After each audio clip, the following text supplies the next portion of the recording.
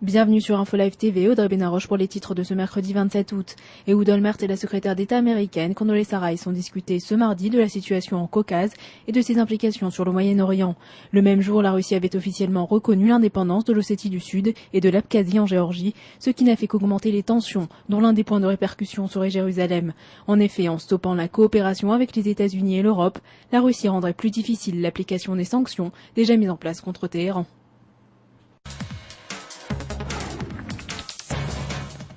Le président de l'autorité palestinienne, Mahmoud Abbas, a vivement recommandé aux États-Unis d'encourager les pourparlers de paix avec Israël. Il a ainsi lancé un avertissement contre le gaspillage de temps. Nous ne pouvons pas perdre 7 ans de plus pour trouver une solution, a-t-il déclaré, en se référant au temps qui s'est écoulé depuis les dernières négociations de paix en 2001, durant la deuxième intifada. Abbas a également émis le souhait que le successeur de George Bush soit en mesure de donner suite aux efforts déjà entrepris. Le leader de l'opposition Benyamin Netanyahou a déclaré ce mardi qu'il avait l'intention de mener une révolution dans le système de l'éducation en Israël en remontant son niveau de façon significative. Lors d'une conférence donnée à Holon dans le sud de Tel Aviv, Netanyahou a montré son engagement et a affirmé que son but était de faire entrer Israël parmi les 10 meilleurs systèmes éducatifs du monde. Il a également ajouté qu'il fallait retourner aux valeurs sionistes et enseigner l'histoire de leaders tels que Ben Gurion ou Jabotinsky.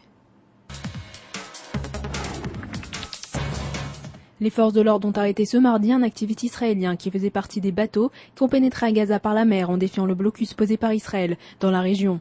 La police accuse également Jeff Halper, qui est entré dans la bande de Gaza en infraction à un décret militaire interdisant les citoyens israéliens de le faire. Ce ressortissant israélien, qui possède aussi la nationalité américaine, était au nombre des 44 militants de l'association Gaza Libre, originaire de 17 pays, qui avaient accosté ce samedi dans la bande de Gaza.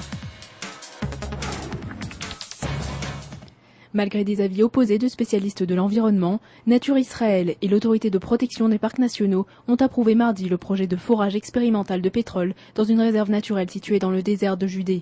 Selon les spécialistes, ce forage pourrait nuire à de diverses espèces naturelles, dégrader le paysage et ainsi mettre un frein au tourisme dans la région. Les sociétés de forage ont quant à elles assuré que l'extraction de pétrole n'entraînerait aucun dommage dans la région. Nouveau sur Info Live TV, vous pouvez visionner toutes nos vidéos en un seul clic sur le lien qui apparaît à gauche de l'article. C'est la fin de ce journal, merci de l'avoir suivi sur Info Live TV, la première télévision israélienne sur Internet qui émet en 4 langues depuis Jérusalem.